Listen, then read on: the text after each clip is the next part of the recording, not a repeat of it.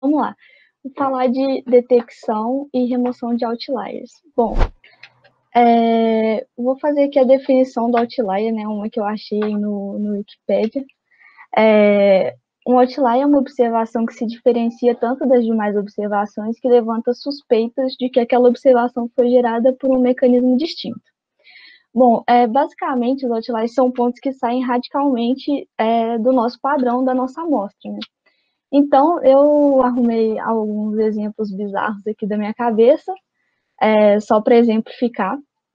Bom, supondo que a gente tenha a gente está fazendo uma pesquisa aí sobre, sei lá, qual que é o comportamento dos cachorros quando eles se sentem ameaçados. Tá? Supondo que é isso. Daí a gente está fazendo lá e a gente está analisando os dados depois disso. E aí a gente achou lá que um cachorro lá, ele tava arranhando quando ele se sentia ameaçado. Aí, tipo assim, tinha lá, sei lá, 500 cachorros lá, a maioria do cachorro latia, mordia, e tinha um lá que arranhava. Fosse um que desgrama, o que tá acontecendo que esse cachorro resolveu arranhar? Bom, aí a gente pode entender de várias formas, né? A gente pode entender que esse cachorro às vezes é um gato e por alguma razão ele tá lá, ou às vezes que esse cachorro, não sei, ele conviveu muito com gatos e aí ele, sei lá, desenvolveu essa parada aí de arranhar os outros. Então, assim, tem várias formas tipo, imaginar, né, por que aquele cachorro ali, ele arranha. É importante nesse caso a gente até pensar assim, num contexto de pesquisa, é que, tipo, cara, imagina se foi isso mesmo, tipo, imagina que não é um dado errado, mas que, na verdade, realmente tem um cachorro que tem esse comportamento, sei lá por qual razão, sacas? Tipo, é uma coisa interessante da gente observar, se fosse uma pesquisa real. Enfim, o boxplot, ele pode ser, ele é usado, né, ou diagrama de caixa, ele pode ser usado para analisar a dispersão dos dados, simetria, a cauda e os próprios outliers. Bom, aqui, vocês veem meu ponteiro do mouse? Eu não sei se vê. Vê? Vê. Sim, consigo. Bom, primeiro, como eu falei aqui, né, isso aqui é basicamente a representação dos nossos dados nesse gráfico. Peraí, deixa eu mudar de... Eu quero ir lá por... Aqui. Aqui. Bom, aqui a gente tem os possíveis, que eu chamo aqui os possíveis outliers. Tá. Então, o boxplot ele é dividido da seguinte forma. Esse primeiro risco aqui é o mínimo valor, tá, que a gente tem.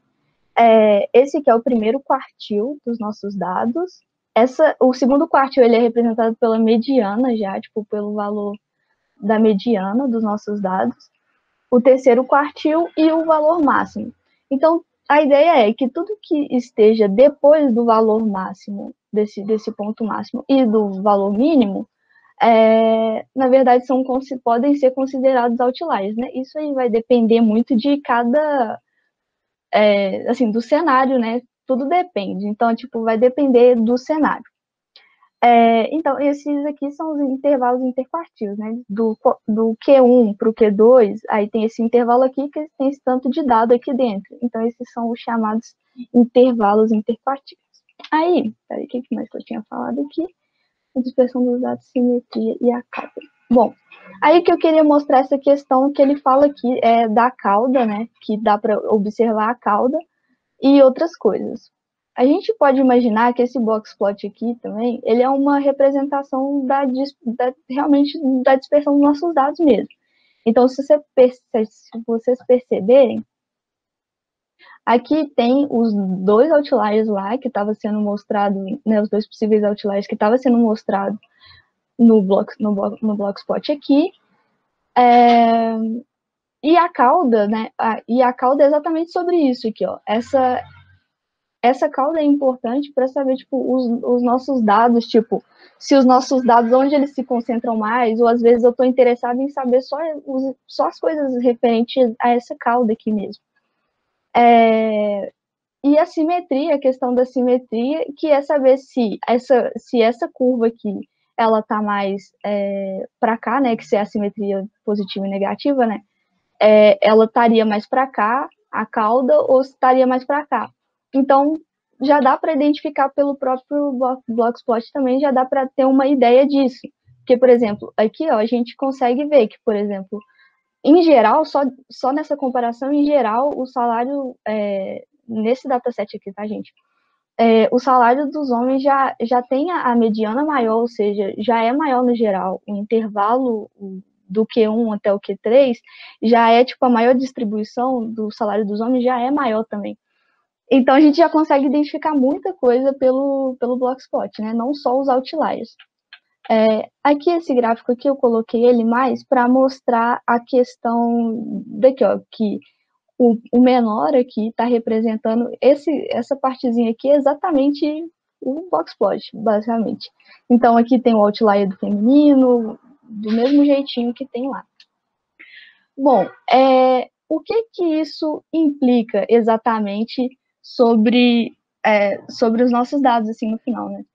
Se a gente deixa de analisar, de realmente procurar saber o que são esses outliers, a gente, sei lá, ignora eles completamente, vai passar um cachorro que talvez é um gato, que tem um comportamento completamente diferente dos demais, que não vai representar a nossa pesquisa, e em algum momento a gente vai ter que justificar, tipo assim, alguém vai perceber que tem um dado ali bizarro e vai te questionar o porquê daquele dado.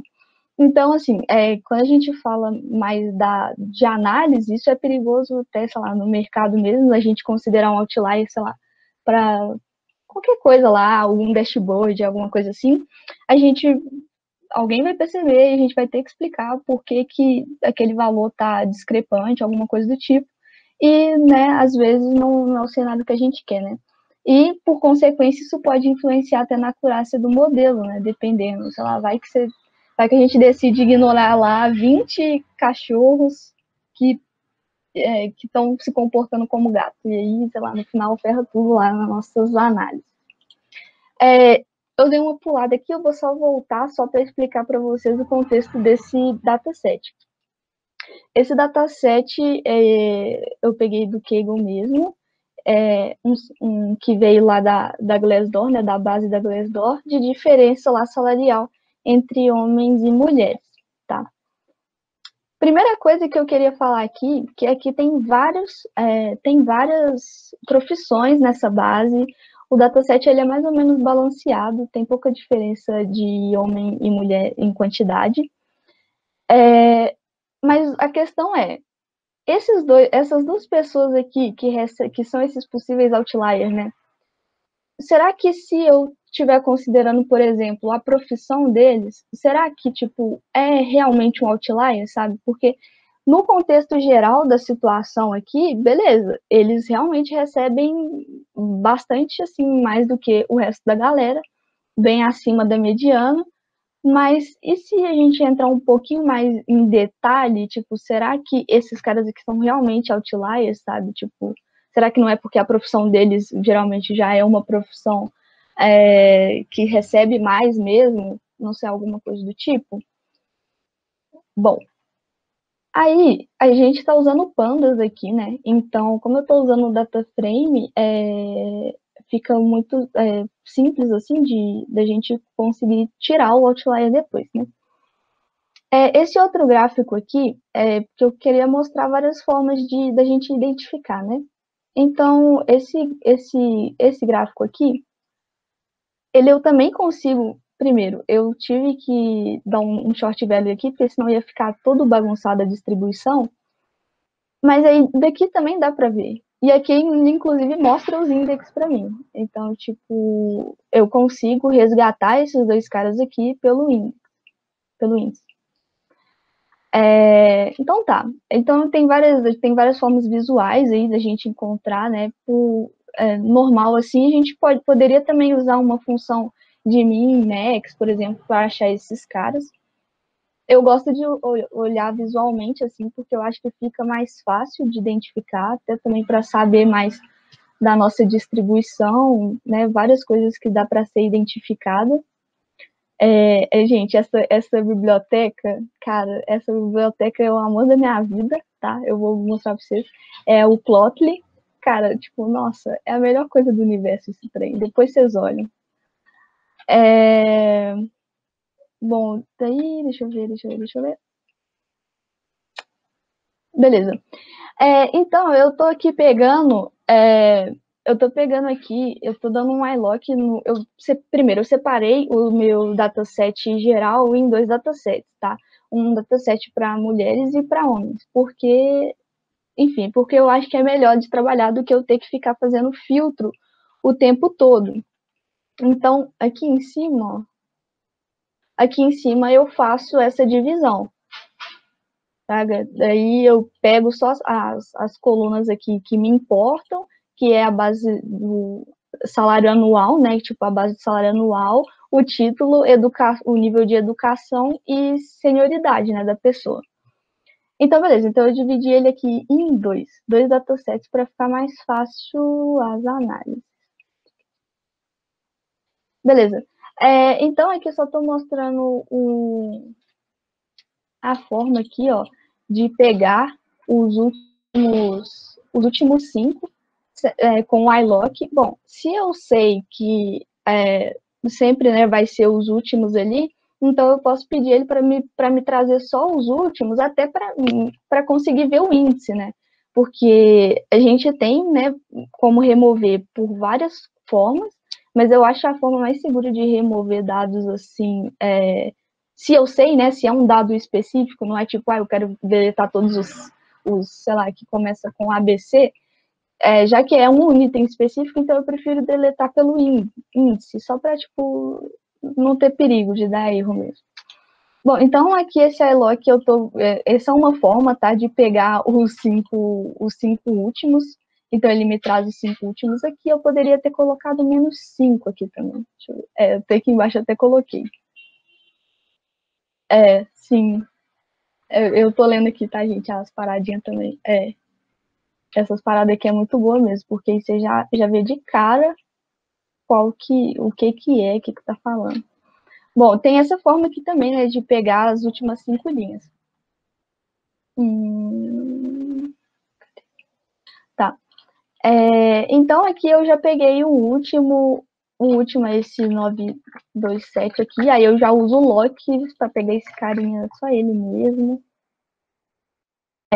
Aí, por exemplo, gente, esse outlier, o que realmente recebe mais lá do sexo masculino, o título dele, né, é gerente, né, se eu não me engano. Isso. Gerente, ele já é PhD e nível de senioridade 4. Talvez esse salário, 179, né, por ano, se você for pensar que esses dados aqui são de base dos Estados Unidos, talvez não seja muita coisa mesmo, saca? Talvez seja realmente. Cara, não, ele recebe muito, mas talvez não seja exatamente um outlier. Então, eu plotei aqui também, só pegando quem tem o título de gerente, para ver, né, se tipo, ele é realmente um outlier dentro da própria categoria dele ali de serviço. Então, a questão é que, cara, ele recebe muito mesmo, tá? Ele realmente é o que recebe mais. E só que, tipo, a galera que é gerente, no geral, recebe bastante também, tipo, né? O mínimo ali é 80 mil por ano, né? Então, tipo, já é bastante. O que eu quero mostrar com isso aqui? Depende da situação. A gente não pode sair colocando tudo como outlier, sabe? Tipo, porque às vezes a gente está analisando um macroescopo que não é exatamente aquilo que a gente quer, não é às vezes aquilo ali que importa para a análise final, e a gente pega o macroescopo e aí vai lá e remove um dado que na verdade não precisava ser removido, que às vezes vai influenciar negativamente ou positivamente, enfim, vai enviesar a nossa análise, não é o caso, né? Bom, mas aí no caso, como eu vim aqui para fazer o drop, né, também, eu tô fazendo, igual eu expliquei, eu tô fazendo o drop pelo índice, tá? Eu poderia, se eu quisesse excluir vários aqui, eu poderia colocar outros índices aqui também. 327. Bom, será que vai rodar? Não sei.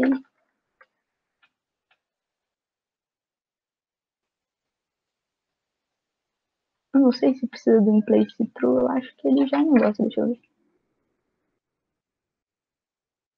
Alguém sabe se precisa do in-place igual Acho a que show? não precisa, não. Não Não, ele precisa, já não. dropa, Ele né? já vai. Então. Ah, Uhum. então sabe. E aí eu posso fazer dessa mesma forma. Bom, eu abri aqui a documentação do Pandas, por quê? Porque tem várias formas, né, tipo, de você dropar. Você pode dropar colunas, você pode fazer o drop de várias coisas. Lógico que naquele caso ali a gente está falando de outlier. Mas só para mostrar também que a gente não precisa usar o DFT, por exemplo, não precisa. Ah, só. Mas aí eu teria que... Deixa eu ver se você usar o DFT fazer algo. Só. Aí eu teria que ou atribuir o DF de novo ou usar o in place, né, o Lucas. Isso aí. Hum. Bom, valeu. E aí, enfim, aí a gente consegue dropar pelo index, as colunas. Então, assim, isso aí a gente pode olhar, né? Depois, quem quiser dar uma olhada sobre como faz o drop. Mas no caso, como a gente está falando de outlier mesmo, eu dropei aqui pelo índice. Bom, então já vou. Alguma dúvida, gente? Tá. É, eu vou para a conclusão aqui, que a conclusão é essa mesmo que eu falei, para a gente não tomar decisões precipitadas a respeito dos outliers. Às vezes, no caso dos nossos cachorros e gatos, lá a gente conseguiria fazer um novo estudo, tipo, caramba, tem cachorros que estão, sei lá, tendo comportamento de gato. Às vezes isso é uma nova pesquisa. Então, tipo assim, tem coisas que dá pra, tipo, tirar alguma coisa, mesmo que pareça ali ser um dado errado. Às vezes realmente é errado, às vezes alguém digitou errado alguma coisa. Então, realmente, tem que considerar que pode ser errado. Mas, às vezes, não é, sabe? Às vezes é só um comportamento realmente estranho, tá? Então, as referências, eu peguei esses carinhas aqui de referência. Eu recomendo muito vocês darem uma olhada nesse link aqui, ó, para quem quiser saber mais de tipo como fazer o boxplot, como que ele calcula o que vai ser outlier, como que ele calcula o intervalo interquartil, essas paradas assim. Eu acho que é muito da hora dar uma olhada nisso. É um pouco mais ali na questão, sei lá, de estatística e tal, mas é muito legal esse carinha aqui. E é isso, muito thanks.